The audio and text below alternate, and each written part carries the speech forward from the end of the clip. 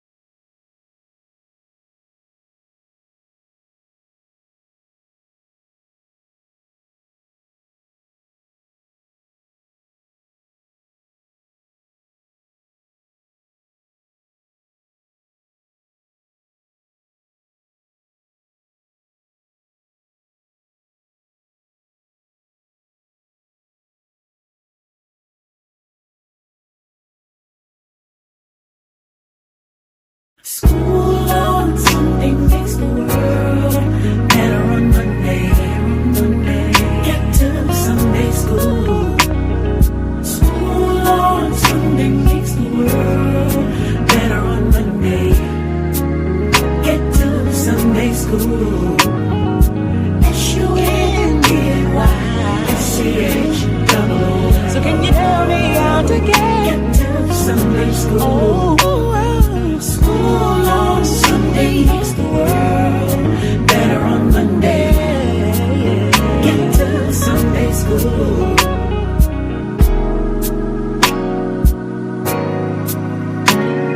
Oh, get to Sunday school. School on Sunday makes the world better on Monday. Get to Sunday school. On Sunday makes the world better on Monday. Get to Sunday school. SUNDAY. So can you help me out again? Get to Sunday school. School on Sunday makes the world better on Monday. Get to Sunday school.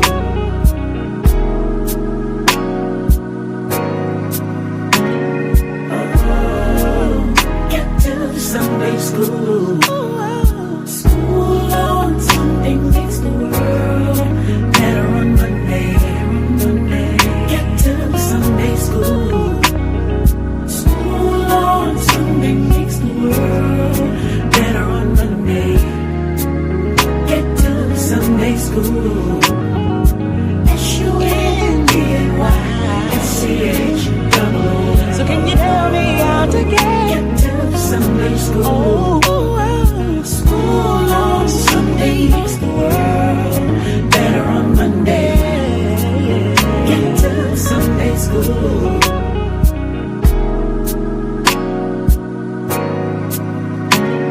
Oh, get to Sunday school. School on Sunday makes the world better on Monday. Get to Sunday school. School on Sunday makes the world better on Monday. Get to Sunday school. SUNDAY. So can you help me out again? Get to Sunday school.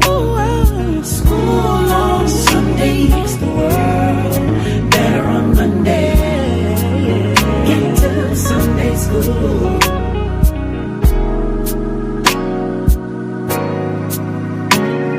Oh, get to Sunday school. School on Sunday makes the world better on Monday. Get to Sunday school. School on Sunday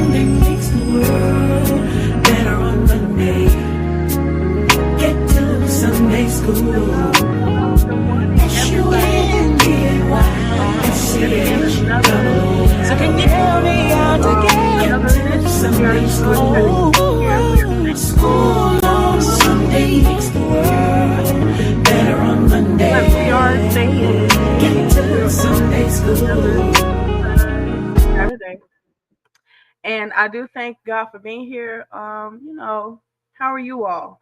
Give me rate your week on a scale of 1 to 10. Can everybody hear me okay?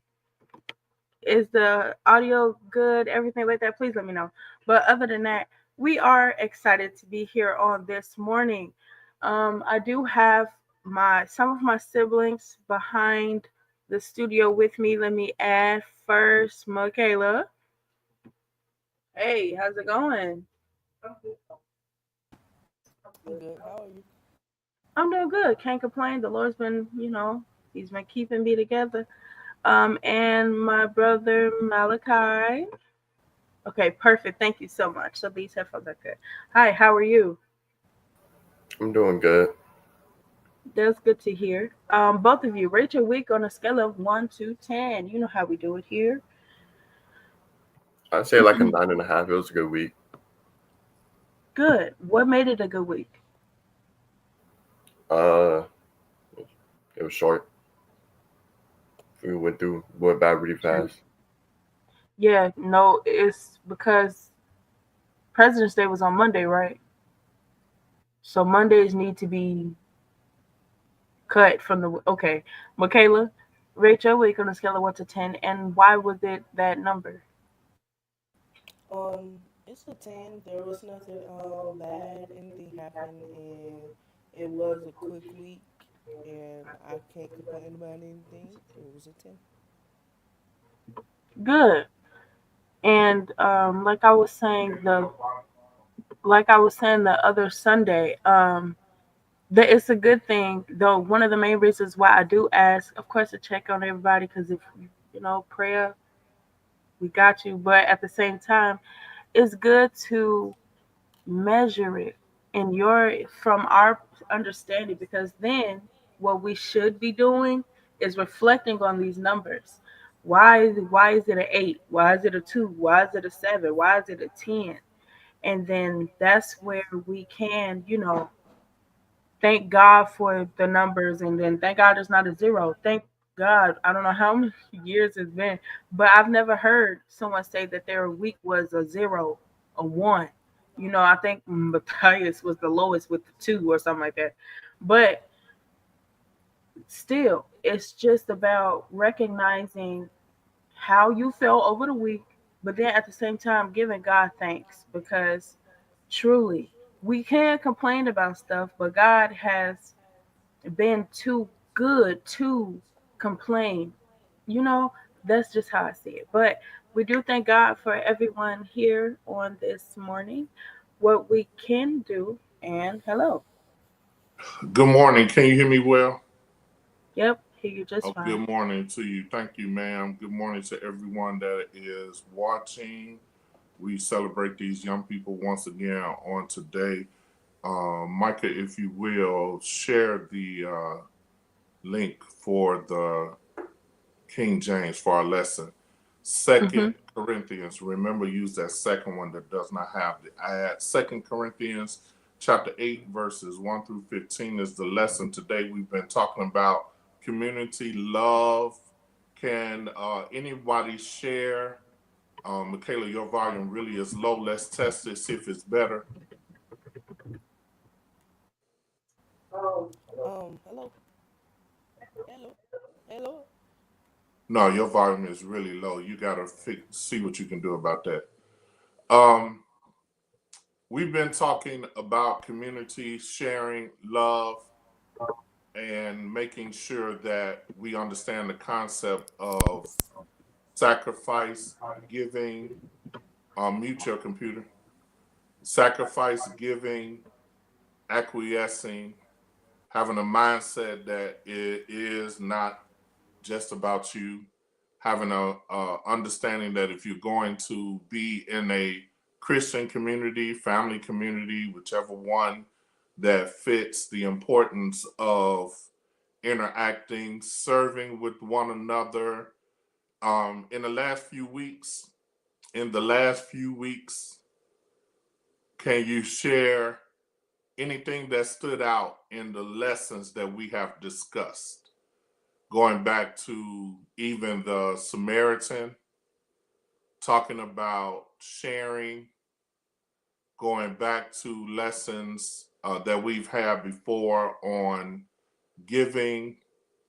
Anybody have something that stood out to you as we summarize? Today's the last day for the winter quarter. So what stands out, Malachi, then Micah? Something that stands out to me would be that it's never really about the part of giving. You can always give, but it's also how you give and your intent behind it. So if you're just giving just to give and, oh, God said do this, so why am I doing it? Then you won't gain anything out of it that the Lord wants you to. So it's also a mindset with giving. Yeah. My answer is similar to yours. Serving, be of service to not only our God and stuff, but to each other. Um, because I look at the timing of all of our lessons, and they are always, consistent with what we are dealing with right now, what we need to do, what we need to, reflect on, look at, all of those different kind of things. And it's just about servitude. Yes, we serve the one and true living God, but He's also telling us to serve others. So that's something that really stuck out to me. We need to learn how to serve others more. All right, good. Having an attitude and a mindset. Malachi said something that was stood out. You have motive. It's not just what you do, but why and how you do it. Why is motive important to God? How come you just don't look at results? Why don't you just look at what I produced instead of why I did it? Why does he grade? Why does he evaluate our motive? The motive is kind of like, can I say, the backbone of why you do the things that you do? It's the starting point, because you have to have a reason behind why you're doing anything. And the reasoning is your motive. Your motive is, okay, I'm doing this because fill in the blank. That's your motive. That's your goal that you're trying to obtain. And when it comes to God trying, assessing our motives, we have to have a specific posture. Our hearts and our minds have to be in a particular position in order for our motives to be correct. Because at the end of the day, our motives should always lead to God getting the glory out of whatever we're doing. Because we're not doing it for ourselves, but we're doing it for, His will, His plan for our lives, for him to get the praise at the end of the day. So by analyzing our motive, it's allowing him to see where we are in our hearts and in our minds and in our, what we do. Okay, that's really good. And motive will always be important to God. He will always, I believe it will be the most important thing to God. Somebody else may disagree, but I believe the reason why, not the accomplishments. Because really, who is it that caused you to make an accomplishment? It He wasn't did. you, he did. So that wouldn't make sense for the teacher to grade the answer key. Why would the teacher grade the answer key? He already got the answers. He already put the answers there. So he's not going to look and say, today is what? 211 Saturdays. And we want to celebrate and blow up balloons and pat ourselves on the back for the commitment, for the sacrifice, when God is saying, why did you do it? You can, and it's very important that we all understand, especially, and I'm saying especially young people because that's who watch mostly. It's about half and half now, looking at the analytics. But anyway, understanding as you mature and get older, as you go into adulthood, young adults, understanding that the motive and the reason why you do things is probably the most important to God. somebody is not muted. It's probably the most important thing to God because he's looking at what is your reasoning. Man looks on the outside. There's a scripture on the outer appearance. Man looks at what you have, what you're doing, what they can see. God can see all the way through your title. He sees through your position. He sees through your name. He sees through the cheers and the likes and the clicks. And he sees what is your agenda. Sister Kim Jones, that's really good. Is it self-satisfaction or personal purpose on your agenda? What are you doing and why? If you are feeding the sick, if you are feeding those that are hungry, if you are ministering to people, he looks at not just why you do it, because let me ask this, is it possible to do the right thing for the wrong reason? Yes. We all say yes. It is possible. Can you give us an example? Can you think of an example, create a scenario where you are doing the right thing, but for the wrong reason?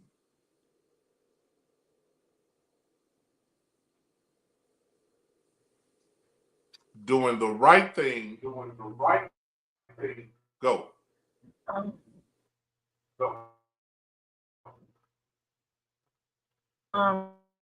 Screen. Is it still okay though? It's slow, but go ahead. Okay, so for example, like us in Sunday school, you study more Sunday school. This could be an easy, example because another example. You pick something else. Okay, let's say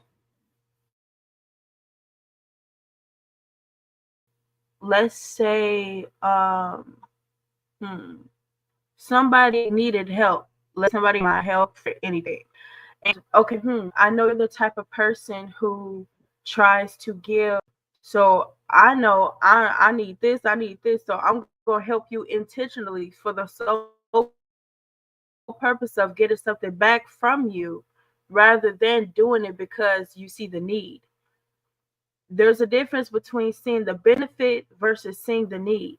And I believe that's where the motive can be divided. Can I say that's where that comes in, where you're helping, but to gain something, you're not helping because you see that this person needs help. So yeah, that's an example.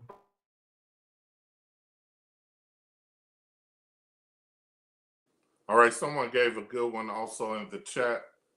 If you are giving food to a hungry person just because you're with your friends, you may have walked past them before, you may ignore them, you may not have done or supported. You can do things for the wrong reason because the right people in your mind are around. Let's simplify it. Doing the right thing for the wrong reason for the right people.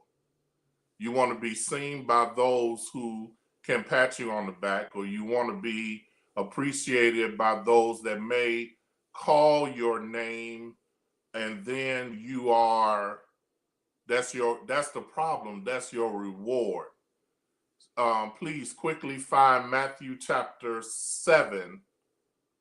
And somewhere in Matthew chapter 7, it talks about let not your left hand know what thy right hand do it. We talked about that before. Find that scripture real quick.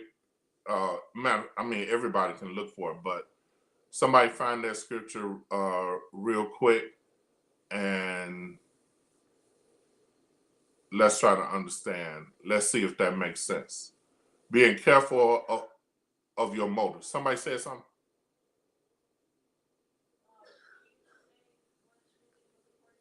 It's in Matthew chapter 7 somewhere.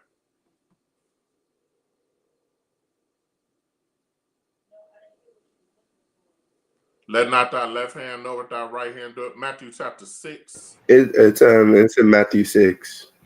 Go. Is verse 3. But when thou dost alms, let not thy right hand know what thy right hand doeth, that thine alms may be in secret, and thy Father which seeth in secret himself shall reward thee openly. What about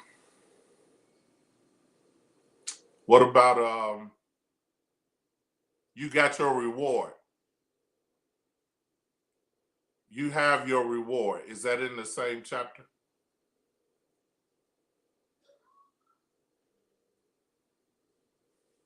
Hold on. Moreover, when ye fast, be not as the hypocrites of a sad countenance, for they disfigure their faces, that they may appear unto men to fast. Verily I say unto you, they have their reward. But thou, when thou fastest, anoint thine head and wash thy face, that thou appear not unto men to fast, but unto thy Father which is in secret, and thy Father which seeth in secret shall reward thee openly. That scripture talks about fasting and doing it so people can see you and see what it is that you are doing and have sympathy or have a certain response to you. But you can take out fast. I'm trying to be careful on how I say it, because you can take out fast and put in whatever fits. Be careful of your teaching openly. Be careful of your helping openly. Be careful of what you do to be seen or to be appreciated openly, because if you're doing it for the wrong reason, you got your reward already. If you're doing it because you're trying to be, I know Bishop Shear. I got Bishop Shear's phone number. And so I'm gonna text him every 2 minutes, and I'm trying to let him know, or I'm trying to impress, or trying to win points, or trying to do things to be seen instead of doing it for God to be glorified. That's the difference. Who do you want to see what it is that you're doing? Now that helps us connect what your motive is. Is it because you want the Lord to see it, or you want man to appreciate what they are doing, what you are doing? And that will tell you what your motive is. That will tell you what your motive is. Who is it that you want to be blessed? If you want yourself to be blessed, your motive is wrong. If you want others to be blessed, or you want God to be magnified, then that's where it all starts. Yep, you go out to feed the hungry, your motive should be, I want to feed people. But somewhere in it, it has to be God-centered and God-focused. When God is involved, that makes it different, and that really purifies it. That sanctifies it. Sanctify not just your soul, Lord have mercy. Sanctify your motive. Make sure your motive and your reason why is sanctified. The reason why you do it. Why do you share? Why do you love? Why do you sing? Why do you bless? Why do you help? Why do you serve? Why do you clean the church? Why do you vacuum? Why do you usher? Why do you do? I was going to share something that came to me the other day, but I better not. Why do you do anything that you do? When you stand before God, you can expect that it's not going to be, here's what you did, but here's why you did it. He may not even say, oh, I saw all the things you did. What if he only listed the reasons why you did it that you can't see? Things that can't be measured. He looks at what our motive is. All right, let's go to 2 Corinthians chapter 8. I can't share my laptop, and I wanted to show you our video on the Corinthian church, but we'll just have to discuss it. Let's go to 2 Corinthians chapter 8. I think verses, is it 1 through 15? Yeah. Verses 1 through 15. And Malachi, you'll have to adjust your speaker, your mic and everything. You got our headphones with your sister. It says, moreover, brethren, we do, this is not, scroll up. This does not look like King James. Scroll up. Let me see what you pulled up. All right, it is. Moreover, believe we do. You got to blow that up. Can you make that bigger? Moreover, we do, you squinting this with glass. We do you to wit of the grace of God bestowed. How you squint with glasses on? The grace of God bestowed on the churches at Macedonia. All right.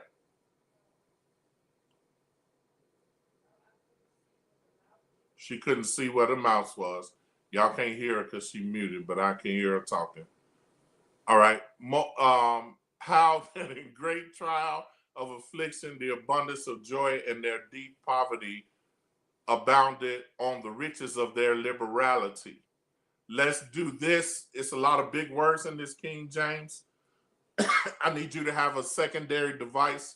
Somebody be our, everybody, let's look up some of these words. Let's look up bestowed. Instead of saying that these words too hard, we can't get it. Let's get another device and let's all research these words. You can also do the same thing at home.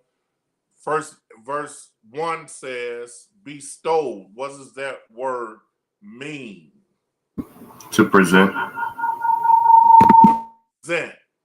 Moreover, brethren, we do to wit of the grace of God to present on the churches of Macedonia. Macedonia was a city, it's a place in Europe. Paul is the author of Corinthians, good. And what we are doing, what Paul is saying, he's going to explain what our motive is. Verse 2, how that in great trial of affliction, the abundance of their joy and deep poverty abounded unto the riches of their liberality. It's a lot of big words in this one. What is affliction first? Come on, everybody should have their device searching. What is affliction? Are you unmuted?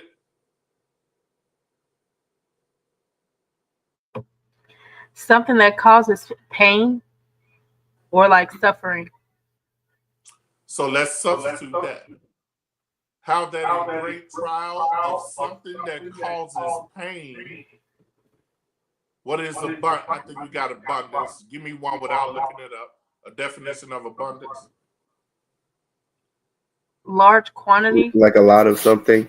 A lot of something good. How that in the great trial of pain, you had a lot of joy and their deep poverty, y'all know what that is. What is abounded?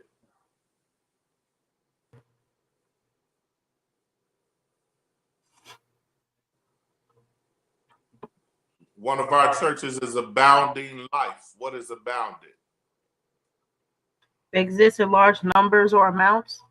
You had a whole lot. Even though you were going through, you still had a lot of joy. You may not have had a lot of money, but you took what you had. And what is liberality?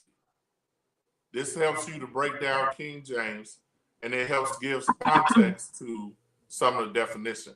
I know you're not using a Bible dictionary, but it's okay.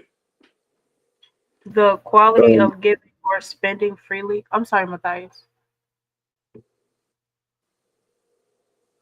Now, with those definitions, can you explain verse 2 in your own words? Anybody? Now that you kind of got those other definitions, can you reword it and explain it in your opinion? What is Paul saying without the message? How, in a great trial of pain, does the amount of their joy and their deep poverty expanded unto the greatness of their giving. Wow. That's good, Matthias. What are you? Okay, that's good. That's good. So even though they didn't, now I need a ghetto. I need a ghetto interpretation. Y'all know who I want to call on. That's why she started smiling, but I ain't gonna say nothing. I need a ghetto interpretation now. What did Matthias just say in a ghetto slang language? Come on, you know I'm talking to you. Go ahead.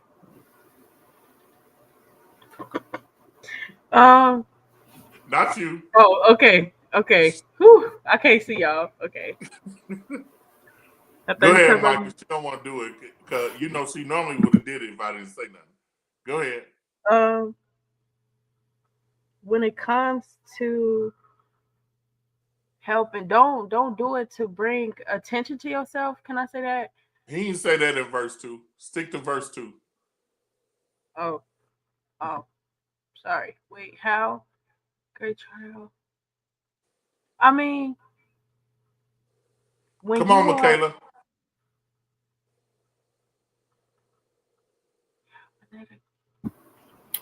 How that in a great trial of hurt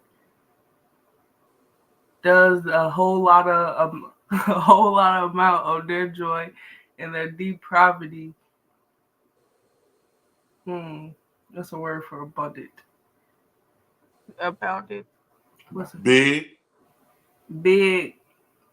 That's not it's ghetto. how in that? Okay, big, deep poverty.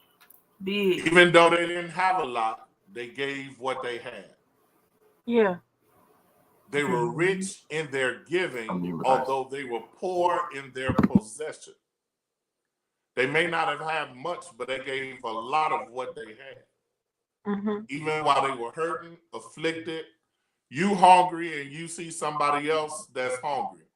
All you got is Michaela made some fire Chipotle yesterday. Some what? Chipotle. Okay. So Fire. let's say that it was somebody else that was hungry and you took what you had, and it may not have been a lot, but you gave it to somebody else. This is an excellent example. The widow's mite, she gave greatly.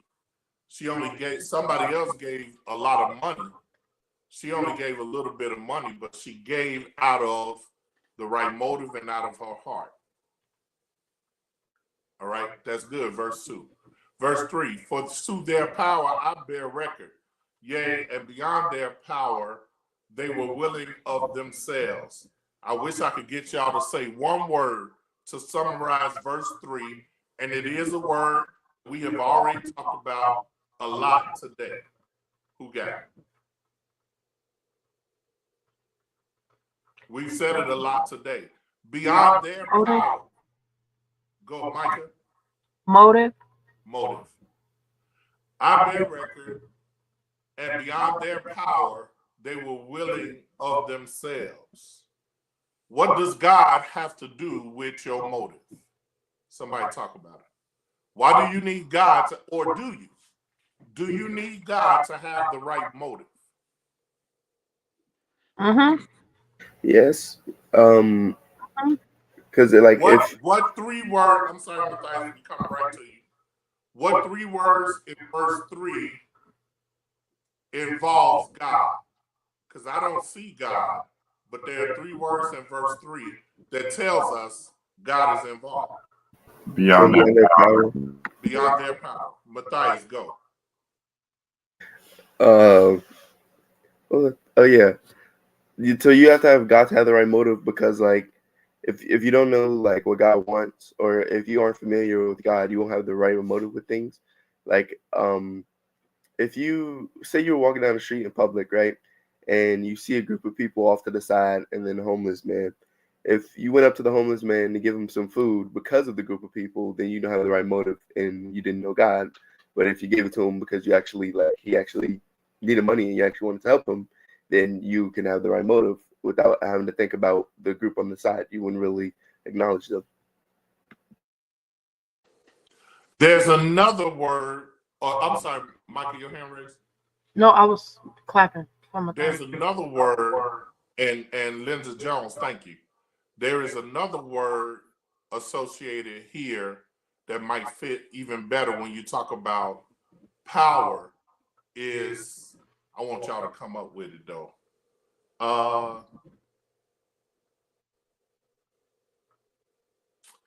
The power. I don't know how to explain it without giving you the answer. Is it in verse 3? Yeah. Yes. Beyond their power. You can substitute another word for power. Give me some synonyms. Go. I know one of y'all gonna say what I'm looking for. Ability. That's it. Stop right there. Beyond your ability. That's why you need God involved in your motive. That just blessed me right there.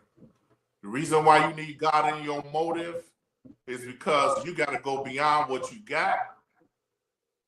Not only your money, not only your physical, but you need him to increase your ability to do what it is that you're doing. That's why your motive got to be right. Because God ain't going to get in our mess. He not going to get in our, he know your motive is wrong. The only reason God gets in your motive or get in your plan when he know your motive is wrong is to bless somebody else. Mm-hmm. In spite of. That's why Paul can say, Micah mute.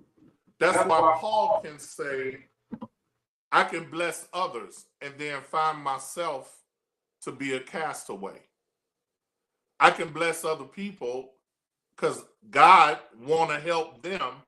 Saturday morning Sunday school is an example. We on here because we trying to impress people. We want our name to be, we want to be on YouTube. I know that ain't y'all's motive. You want to be seen. You want attention. You want all of that. And here's why you can't rely on numbers. Here's where you can't rely on the pat on the back, because you may think the success makes it okay. Success will never make your wrong motive justified. The reason why he say, I'll bless it anyway, is because Margot Moore may be watching with her right motive and her young people, and he want her to be blessed. Cheryl Mitchell could be watching. Sister Barbara Reiser, one of our Sunday school superintendents in Long Beach, California. It's cold here, Sister Reiser. This would have been a wonderful time to invite well, that's another story. Sister Diana Turner. He will say, oh, that's fine. Micah, Peyton, Michaela, Malachi, Matthias, they doing it for the wrong reason. I ain't worried about them. I'm going to bless it because somebody else want me. And even though they talking about me and don't mean it, I'm going to bless them that came with the right reason because of those that are involved. So you can't look at how successful I was. No. That has very little to do with it.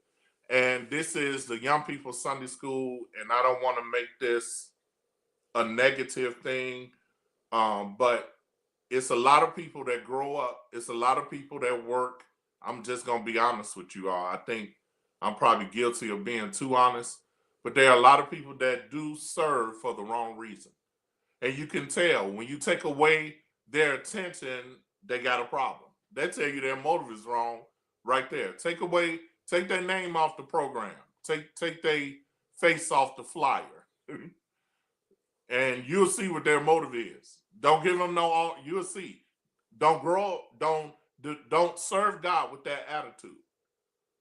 If they never call your name, if God takes Saturday morning Sunday school and give it to a whole nother group of young people, so what? If the Lord uses you to bless somebody and they don't say thank you. I heard Micah said this morning, black people have a hard time saying, I'm sorry. And I said the other one is thank you. Those are we have a hard time, especially when we think that we always right or we want to be right. It's hard for us to do it. But our motive has to be verse 4. Pray. Any question on verse 3? Just stop me and just say it. Praying us with much entreaty that you will receive the gift and take upon us the fellowship of the ministering to the saints. This is a give and take. The people had to sacrifice, but then those that were paying money couldn't be greedy. Those that were receiving a blessing couldn't be greedy. If you know somebody is giving you of their last, you got to be careful on how you treat them and how you make them feel that they got to do it. Just because somebody got the right motive don't mean you can take advantage of it. That's what part of what he is saying. Because this is about a fellowship. I looked in the freezer this morning. I hope y'all, well, maybe I shouldn't say that because y'all going to say I'm telling y'all business.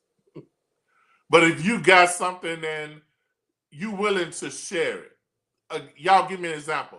Micah, tell me the last thing you shared with one of your siblings. This ought to be good. My gum with Michaela yesterday. All right. The gum, did you see the twist in her neck? Motive. The gum that she gave her sister on yesterday. Go ahead and mute. Here's an example of that. Michaela, because she was willing, and Micah don't say nothing, keep a straight face. Michaela, even though she was willing to give you some of the gum, you can't take 3, 4, 5 pieces because she was willing to do it. Now, somebody may do that to Micah, and we won't call his name, but you ain't supposed to do that. Because somebody is willing to share, you can't just automatically, I'm grateful for the opportunity to teach and to travel. All right. And here's my example of that. I try my best, first of all, to find the cheapest hotel that I can. I'll use my discount and tell the church. I shouldn't have said that because I don't want it to be personal. But I'm using this as an example on how if a church is willing, we want you to come and we're going to treat you right. You can't say, oh, that means I need a 5-star 2-bedroom suite and you by yourself. What you need 2 bedrooms for? You need a $100 steak. No. You got to, if people are willing, a community shares its resources. How does that apply to young people in the house? Let's spend some time on that. How does that apply? How do we make sure that it's a community? I want to use the boys for this example. Well, I got a beautiful example. Sorry, forgot to tell him to mute. I got a beautiful example going on. So, like a couple days ago, like 2 days ago, Matthias was in need of my resources. Let's say that for his own personal gain. And the motive behind me doing it was, I want to be a good brother. And maybe it's a bad thing, but I also like negotiating. It's just a little fun skill of mine. So maybe it's like I'm just like, maybe negotiating at the part will be bad because I'm getting something out of it. But nevertheless, I didn't mind him sharing my resources out of it. It's just I kind of got a little something at the end. I know that's not the point of this lesson. But the initial part of me saying, "Oh, Matthias is in need of this," I'm gonna let him take it. Like I let him take it. It's just the fact that at the end I was like, "What if I just throw this little thing that I can get?" I don't know. Talk about your motive in negotiating. What's the role? What role does motive play in your negotiations? Okay, in my negotiation, it's not me trying to be like more so, oh, you guys can be this, and this. I'm doing it for fun and to teach Matthias that everything has a cost. So that is me, and I'm doing it just for because he only had what he had to what was it? What was the 2 things you gave me? Was that a lifesaver? No. Yeah, go ahead. I gave you $6 and a lifesaver. There we go. For what, like 3-4 hours of whatever he needed on my part because his game wasn't. And what was that? What did he need? Let's examine. No, we don't share those things. Was this a good exchange? It was a great exchange. Like I said, he used it for 3-4 hours. But that don't matter. We don't. It was a dang. What was it? NDR, non-disclosure agreement, something like that. NDA. My fault. Yeah, not NDR. Right, where's NDA. the R? But go ahead. It was an NDA. We can't share it. Don't worry about that. But the initial part of me was like, "Oh, Matthias will be in need." Was more so what would go into the lesson, and I was like, "I'm willing to. I share it because I'm just that good of a brother." Just at the end, I got something out of it, which is bad. I understand. It's not the point of the lesson, but an example. Look at the first part of it. I have a question, Malachi. Yo. What was your motive for saying you're a great brother? What was your motive for saying that part? So I'm a great brother. Why? To say, like, why did you have to say that part? Yeah, that was the motive behind that one. That was easy. Can somebody give us a definition of balance? Micah says something I think is very important. What do you consider balance to be? Michaela? It could be just understanding both parties, both situations, both of everything that's going on in the situation, and understanding how to maneuver to make both situations, both people, both anything satisfied. To keep balance means to understand the need of both, and although I can't satisfy both needs, I could give you something that can keep you like at bay, keep you calm, keep you satisfied at what I give you enough to not causing problems almost. The chemistry part of my classes has taught me that balance is also called equilibrium. It's a state of both where both like opposing forces or influences are at equal. They're both the same. They're both at a standard point where they're both acting on each other the same way. It's like, wow, perfect question from Sister Williams. What if it's imbalanced? I can't. Wait, what does that say? It says, what if he did not have anything to exchange? What do you do in situations where sharing leaves you unbalanced, where that person can't give? Malachi and Michaela. He gonna say debt. There's always gonna be something in the future. Okay, no. That's not what I was gonna say. I promise. I was just all right, Trump. All right, Donald Trump. Thank you, sir. I was just gonna say that I will have to excuse this certain situation for the moment to see that if I'm not using my resources at the moment, and even if I was, I'm like, okay, I've been on it, and I'm gonna use Malachi Matthias situation. I've been on the game, or I've been in the chair the whole time to have him, let him lend it to him, because I seen he been trying to sleep it off, trying to use his phone as to cure the boredom of him not being on the game. So I'm gonna just give up my resources because I see the need or the want you have, and I have it in my heart, since you are somebody I know, or even if you wasn't, I still have it in my heart to give it to you. And that's where we need Jesus, because without Jesus, I wouldn't care. I'm like, just like Malachi, you're in debt. Like, next time I need something, you're going to give it to me. Can I add something right quick? The question, let me go back to that. Yeah. hold on, let me go back to this question. It Right. said, what if he didn't have anything in exchange for your resource?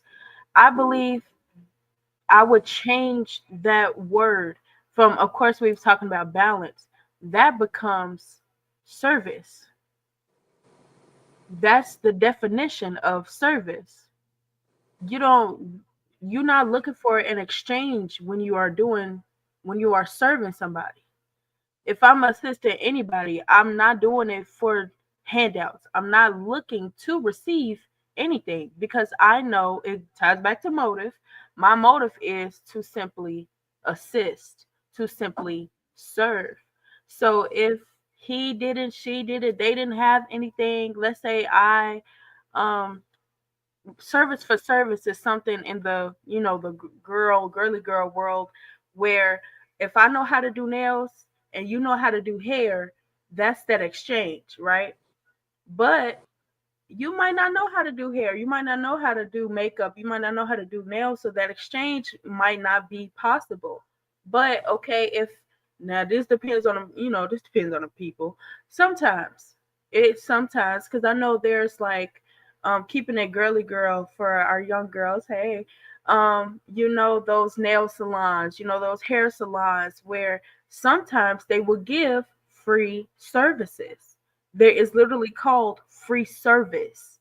It's all about service. If they don't, you know, if there's nothing that I can give you for giving me something, it's automatic service. I'm done. You said something at the beginning of your service for service. All right. All right. You said you don't serve because you're looking for something back in return. But if you, let's look at, that's A, you are A. B is the person that's receiving your service. That person who is B also got to have a right attitude. He is balanced. Balance is, Micah says, I'm going to do it without looking for anything in return. Michaela says, I'm going to thank Micah even though she ain't looking for nothing. I'm still will have a mindset that she didn't have to do it. That's what Paul is trying to get that church and us today to see. One person can mess up equilibrium. Malachi, go back to your chemistry analogy. Too much of one chemical destroys that balance. It destroys that equation. So if it's not, we ought to have a mindset that I want to freely give it, but then all of this also has a mindset that I want to receive it in the right mindset, and not where this equation let's go to algebra is imbalanced. You got too many. It's not equal. Equal community says I'm willing to share whatever I got with somebody else, but then also I'm thankful for what somebody is willing to share, to where it's not imbalance. You got to do for me. You got to give. You got to do this. And you just supposed to do it. There's a right attitude and a right motive in giving and receiving. There's no better time, and we getting out of time now. But look at where we are right now. Look at how we got rich people telling poor people that you just fired. You got billionaires telling people this is what happens when it's done without power, without ability, without God. Here's how it's done. Now, we don't need so much. We don't need the FBI. We don't need a database to show where the police have been. We don't need all the IRS workers. We're going to lay off IRS workers at a time where millions of people are filing their taxes. You want to lay off members of the government. They so dumb. I'm sorry. They laid off Not father. Thousands of people. Whoa. Slow down. This is still on YouTube. Whoa. Please mute. They laid off thousands of people who are responsible for the nuclear weapons, and then said, "Oh, wait a minute, your job dealt with the nuclear weapons," and realized that they didn't have the mindset or the imbalance where you got billionaires that are telling poor people or telling those that are in the middle class, or telling those that don't have as much that they are not important. Here's why God has to be the center. Now, we know that God is not in our government. He's not in the center of our government. They're doing and making decisions that are absolutely crazy. But the analysis or the examination of it shows you why, without God, there is no sharing of community. There is no sharing of resources. Without God, without balance, without an even playing field, this is my room. I'll turn up the music as loud as I want. This is my food. And I'm not sharing, I'm not giving you none. Talking about sibling relationship. This is, I want to watch TV. I'm watching this game. I'm doing this. I'm playing this. I need this. And there's no sharing. There's no equal. There's no balance. There's no concern.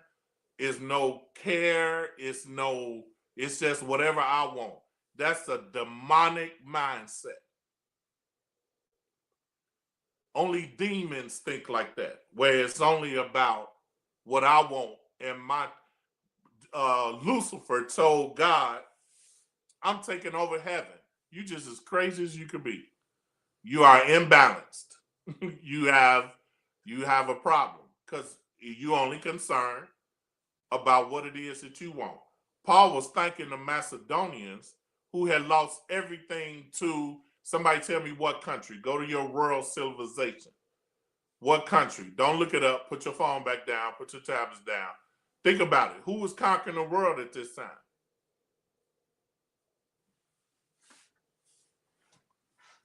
Who was in charge of the Jews? They couldn't kill Jesus until they got permission from Micah. The Romans. Romans. There you go, asking questions. Say it with confidence. I said the Romans. It is the Romans. Thank you. All right. Since Malachi is so smart, who was over Macedonia when they conquered them?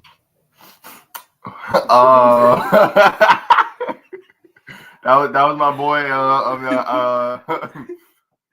You know him. Here's a clue. Yeah. Here's a clue. He was small, but he was great. Let's think about Alexander the Greek. But a broke clock is right 2 times a day. If that's right, thank you. I knew that. You did not know it. You just yes, I did. No. You just No. said No. Alexander No. the Great. No. No. No. And the only reason he said Alexander the Great is because you said I great. said small, but he's great. But he's great. Yeah. And I remember The Romans conquered. I know y'all have had that, especially my 3 that's in college age. Y'all have heard of Alexander the Great, Roman civilization. All right. He was over Macedonia, but he was conquered by the Romans, who conquered mostly everybody at that time, but they were going to be conquered. My point is the Macedonians was blessing, even though they didn't have nothing. It would almost be like this happened. This actually happened. When the fires were burning in California, the country of Ukraine said, "We're sending 150 people over there to help fight the fire." Now, what's special about that? They were in a war, or yeah. Ukraine is in a war fighting against the Russians, although the president said that Ukraine should have just negotiated. He said, just to show you what happens without God, he said that Ukraine, the small country, should have told Russia, the big country who've been trying to take their land for a number of years, y'all should just negotiate and give them what they want. That's like, put it in Bible times, Bible days. That would be like a negotiator standing between David and Goliath. And then the negotiator go to David and say, hey, David, man, just go and give him what he wants. How stupid is that? This ain't his. But when you don't have a mindset to share, when the devil is involved, you don't have a mindset, you want all the attention on you. You don't want nobody get their name called. You'll tear up a department. You'll tear up a program. You'll tear up what God is doing. But you can't. You'll try, but you can't. You'll try to tear up a vision. You'll tear up a church. When you don't want to share, when it's only about you, you will lie and you will have all kind of, you'll spread gossip on each other. You'll talk about each other. When you're trying to destroy, even in the house, when you don't have the right motive inside of a house, a dorm room, a relationship, a marriage, brother and sister. If God is not involved, you don't care what happened to the other person. You just want what you want. You don't care if the house, I don't care who cleaned up the kitchen. It ain't, I don't want to do it. It could be dirty. It could be my room. I don't care. I ain't doing it. That's their stuff. I ain't washing their cup. I ain't washing instead of having a community mindset, I'm not washing that. Who had this orange cup? Who had this blue? Who used the blue plate? Come get it. What you say? Nothing. Go ahead. No, I just Be said bold. go get it. I saw you. You the one who used that bright orange bowl to make your Chipotle last night. Come get that bowl. And the community is both sided. The community will say, you know what? Micah will say, I watched that orange bowl that you had. But then the other person who left it ought to be like, well, I thank you and I appreciate it. Next time I'll make sure. If we're going to share and you're going to be unified, if you're going to have a mindset of togetherness, then that's the way it has to be. Or you can choose another route and we'll stop. If you don't have this mindset, then you have made God one of your enemies, and that's a problem. If you don't have a mindset to share, because according to Psalms, the earth is the Lord's and the fullness thereof. And so we want to make sure that we have a sharing mentality. So today, all four of you, how are you going to bless somebody else in the house today? Starting with Micah. Matthias laughed. What? How am I gonna bless somebody in the house today? How you going to serve somebody else? Whether it's in the house, how you going to serve somebody else today? And if you're not going to have a mindset of serving, you really should get out of the community. That's part of the biblical concept. Let me go. If you don't have a mindset of it's about us, if your mindset is me, you should get out of us. You should go somewhere and have your own community. Michaela? I'll build the chair you need in the living room. Very good. Who's that chair for? I have no clue. You just tell me to make it. Put it together. Malachi, how you going to serve somebody else today?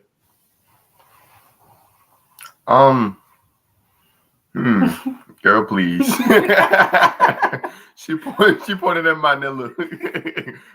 And what? My box of Nilla, the Nilla wafers, Nilla wafers. banana pudding. But I would serve through. I don't know. I feel like I'm a good server. I try to do things for y'all. I try to talk to y'all. I try to. Who do you serve? Serving requires you to not want to get anything in return. So No, but Thank you. No doubt. You're known for I be shoveling. exchanging. I be shoveling. I are shovel. you forced to or do you want to? Right. And then, like, look with my Popeye's wings the other day when I wanted some water. I had to give you some wings so you can get some water. It's for water. It's for water. I was sick. I said, wasn't "Oh, you feeling should have good. said that I to couldn't begin go with." upstairs to get no water. And he Micah was in the basement and she asked Malachi, who was standing next talking to me, hollered upstairs, "Can you bring me a bottle of water?" He said, "Yeah, but what am I gonna get out of it?" And he came back upstairs with a wing because that's what it took for him to serve somebody else. But let me tell you this. You pay me so bad. If you have not learned nothing in these 211 Saturdays, or learned nothing from your teaching at church, from what you heard at church, please understand one thing I know is true in the Bible. You reap what you sow. That's why you ought to have an attitude of serving, so that when it's your turn, if it's your turn, what you did will come back on you. So ask yourself this: what if everybody treated you the way that you treat other people? Where will you be? What if everybody was like you in the house? What kind of house would it be? House, the best house. Oh God. I think it'll be all right. You think so? I mean, like, everybody would be the house would be taken care of. Everybody would be annoying. Everyone would be more so energetic and friendly. Annoying. Energetic. Energetic. His definition of energetic is coming down and oh my goodness, or like just bothering you. He's going to bother you. No. In a house full of I don't take this slander past work time. We in overtime right now. I refuse to be slandered during my overtime. Oh, we get paid for this? I ain't.